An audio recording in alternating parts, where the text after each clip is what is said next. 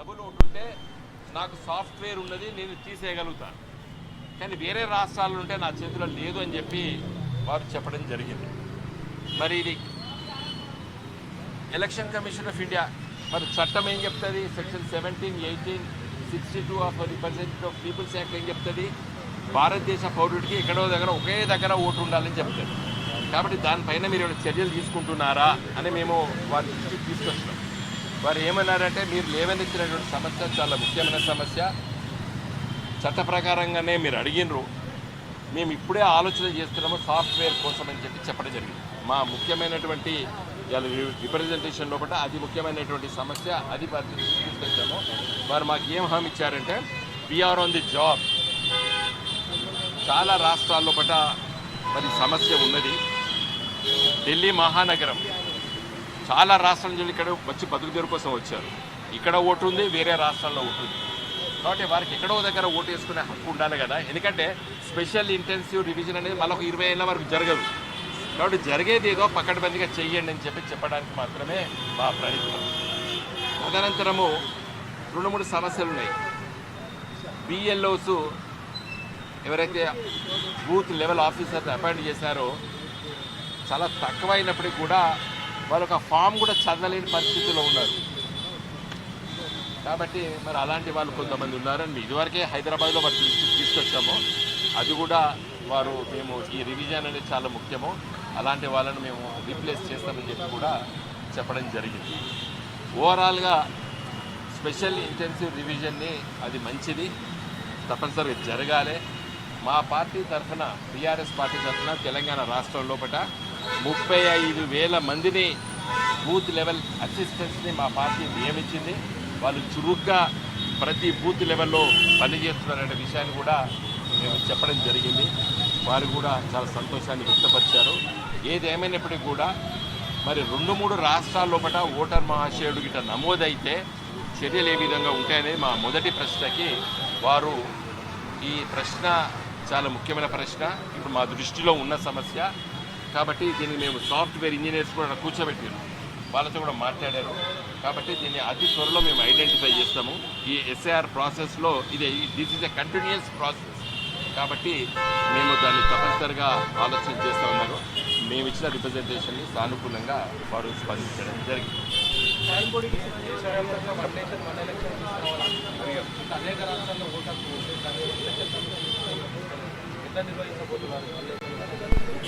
One nation one election అనేది అది ఇంతవరకు జరగలేదు. చట్ట రూపంగా వస్తే ఎక్కడో దగ్గర ఓటర్ వేయాలి, ఒకసారి ఓటు వేయగలుగుతాడు. అది ఏమండి, ఆధార్తో లింక్ చేస్తేనే ఇప్పుడు చేస్తున్నారు, అదే ప్రాసెస్ ఉన్నారు. కానీ ఆధార్ లింక్డ్ చేస్తే చాలా బాగుంటుంది, అదేవిధంగా చేస్తున్నారు. ఆ విధంగానే మనము మంచి రిజల్ట్ వస్తుందని చెప్పి అనుకుంటున్నాం.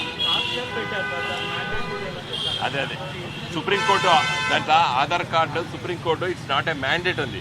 కాబట్టి నా దృష్టిలో మాకున్న అనుభవం ఏంటంటే 99% చాలామంది ఆధార్ కార్డు ఇస్తున్నారు. కాబట్టి మంచిది. ఎవరైతే అబ్జెక్ట్ చేస్తే మనం ఏం చేయలేము, ఆదేశించలేము, కంపల్సరీ ఇవ్వాలని చెప్పి డిమాండ్ చేయలేము.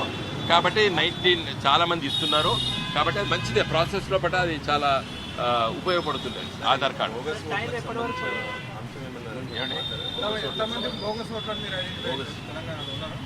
మేము చెప్తారు, భరత్ గారు చెప్తారు, తర్వాత చెప్తారు, చాలా డీటెయిల్స్ ఉన్నాయి. కానీ నేను వారు చెప్తాను.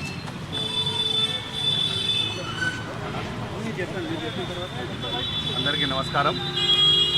ఈరోజు మా బీఆర్ఎస్ పార్టీ తరఫున, భారత రాష్ట్ర సమితి తరఫున కేసీఆర్ గారి సూచన మేరకు ఎస్ఐఆర్ మీద జరుగుతున్నటువంటి కార్యక్రమం జూన్ 25 నుంచి స్టార్ట్ అయింది. తెలంగాణలో రోజు జరుగుతూనే ఉంది. ఆ ప్రక్రియలో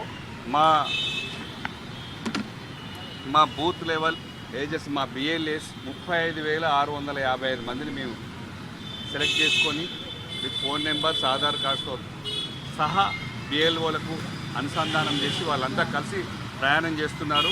కార్యక్రమం నడుస్తుంది.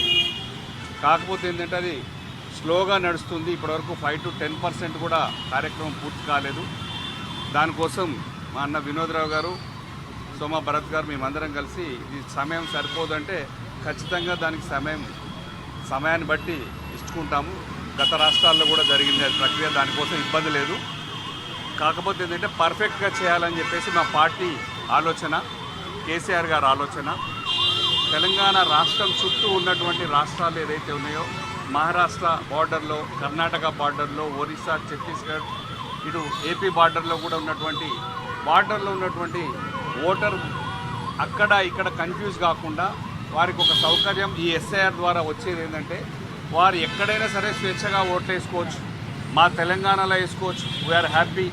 కేసీఆర్ గారు 10 ఏళ్ల క్రితమే 2014లో అధికారంలో వచ్చినప్పుడే ఇక్కడ ఉండడానికి వచ్చిన వాళ్ళు, ఇక్కడ ఉండేవాళ్ళు ఎవరైనా మా తెలంగాణ బిడ్డలే, వాళ్ళ కాళ్ళల్లో ముళ్ళు గుచ్చుకుంటే పంటితో తీస్తా అని చెప్పేసి ఎట్లయితే అన్నారో 10 ఏళ్ళ స్వచ్ఛమైన సుపరిపాలన అందించి వాళ్ళందరినీ కడుపులో పెట్టి జాగ్రత్తగా శాంతి భద్రతల మధ్యలో చూసుకున్నటువంటి దాన్ని పూర్తిగా చూశారు. ఎలాంటి తేడా లేదు. ఇప్పుడు ఉన్న సమస్య ఏంటంటే, అక్కడ ఇక్కడ ఇట్లా కాకుండా తెలంగాణ రాష్ట్రంలో ఒక ఊళ్ళో ఉన్న ఓటరు, జిల్లాలో ఉన్న ఓటరు, రాష్ట్రంలో హైదరాబాద్లో ఉన్న ఓటర్లు అందరినీ ఎట్లయితే ఒక్క దగ్గరికే తెచ్చి ఒకటే ఓటు ఒక పౌరునికి ఇస్తున్నారో, ఇది దేశంలో ఉన్న పౌరులందరూ కూడా ఒకే ఓటుగా ఉండాలని చెప్పేసి అనే దాని మీద మా సభ్యులందరూ కూడా పోయి హైదరాబాద్లో చెప్పారు. అక్కడ కమిషన్ అడిగితే ఫార్మాట్ రెడీగా లేదు, దీనికైతే మేము చేయగలం తెలంగాణ రాష్ట్రం, ఇతర రాష్ట్రాలు అయితే ఫార్మాట్ లేదంటే దాని మీద కేసీఆర్ గారి సూచన మేరకు మా అన్న వినోద్రావు గారు మేము కలిసి వచ్చి చెప్పడం జరిగింది. దాని మీద సానుకూలంగా స్పందించారు. టైం ఎక్స్టెన్షన్ కూడా ఇస్తా అన్నారు. ఎంత టైం అండి? టైం దాని అవసరాన్ని బట్టి పెంచుకుంటా పోదాం. మేము అడిగింది 1 to 2 months అడిగాము. ఎందుకంటే ఇప్పుడు 5 to 10% కూడా కంప్లీట్ కాలేదు. ఎందుకంటే నిజాయితీగా స్పష్టమైన స్వచ్ఛమైన మంచిగా ఓటింగ్ ప్రక్రియ సజావుగా సాగాలంటే చనిపోయిన ఓట్ల డిలీషన్ కానీ, కొత్తగా 18 years వచ్చిన ఓట్లు చేర్చుకోవడం కానీ, ఎక్కడ అవకతవకలు జరగకుండా ఉండాలంటే కానీ, హైదరాబాద్ లాంటి సిటీలో కూడా పర్ఫెక్ట్గా జరగాలంటే కూడా టైం కావాలని చెప్పేసి మీకు చెప్పడం జరిగింది. దాని మీద వాళ్ళు సానుకూలంగా స్పందించారు. అది చేస్తున్నారు. మీరు అనే ఓట్ల ప్రక్రియ మాత్రం అత్యధికంగా మహబూబ్ నగర్ జిల్లాలో కానీ ఇంకా కొన్ని జిల్లాల్లో 56,000 ఓట్లు డూప్లికేట్ ఓట్స్ ఉన్నాయి. అతి తక్కువగా ఒక నియోజకవర్గంలో 2,400 ఉన్నాయి.